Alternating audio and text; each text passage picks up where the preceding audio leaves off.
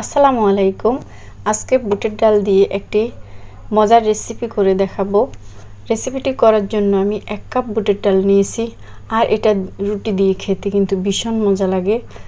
সকালে নাস্তা হিসেবেও খেতে পারেন, অথবা বিকালেও চায়ের সাথে খেতে কিন্তু ভীষণ মজা লাগে।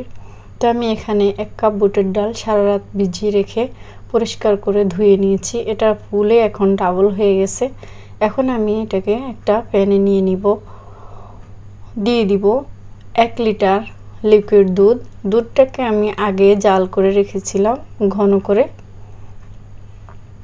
এখন একটু নেড়েচেড়ে দিব। দিয়ে দিব এখানে গোটা মশলা, এলাচ, দারচিনি, তেজপাতা, যাতে একটু সুন্দর স্মেল বের হয়।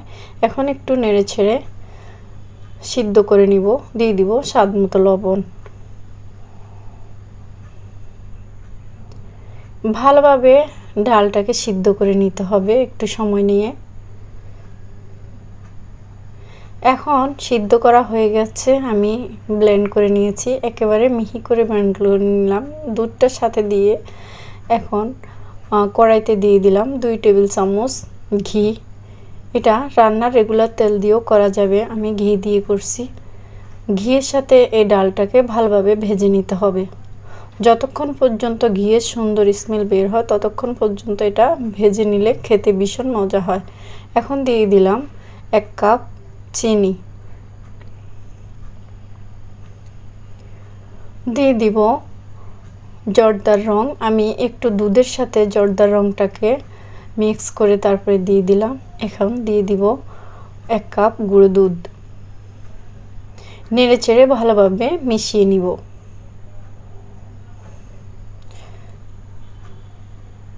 আরও 1 কাপ গুঁড়ো দুধ দিয়ে দিলাম, যাতে স্বাদটা ভালো আসে। এখন ভালোভাবে নেড়েচেড়ে এটাকে কষিয়ে কষিয়ে ভাজতে হবে। যখন ফ্যানের গা থেকে উঠে আসবে তখনই বুঝতে হবে যে এটা তৈরি করার জন্য পুরোপুরি রেডি হয়ে গেছে। এখন আমি একটি ট্রেতে ঘি ব্রাশ করে এটাকে একটু সেট করে নিব। এই তো আমার সেট করা হয়ে গেছে। এখন আমি পছন্দ মতো শেপ দিয়ে বাদাম কুচি দিয়ে এটাকে সুন্দরভাবে সাজিয়ে নেব। আর এটা খেতে কিন্তু ভীষণই মজা হয়েছিল। আপনারা খেয়ে দেখতে পারেন, মেহমান আসলেও দিতে পারেন বানিয়ে, খেতে কিন্তু ভীষণ মজার হয়। তো আজকের রেসিপিটি আপনাদের কেমন লাগলো আপনারা জানাবেন। কে কোথা থেকে ভিডিওটি দেখছেন কমেন্ট করে অবশ্যই জানাবেন, যাতে আমি সবাইকে ধন্যবাদ দিতে পারি। আমার ভিডিওটি যদি আপনাদের ভালো লাগে তাহলে শেয়ার করার অনুরোধ রইল। এতক্ষণ সাথে থাকার জন্য সকলকে অসংখ্য ধন্যবাদ। সবাই অনেক বেশি ভালো থাকবেন, সবার জন্য অনেক অনেক শুভকামনা। আল্লাহ হাফেজ। আসসালামু আলাইকুম।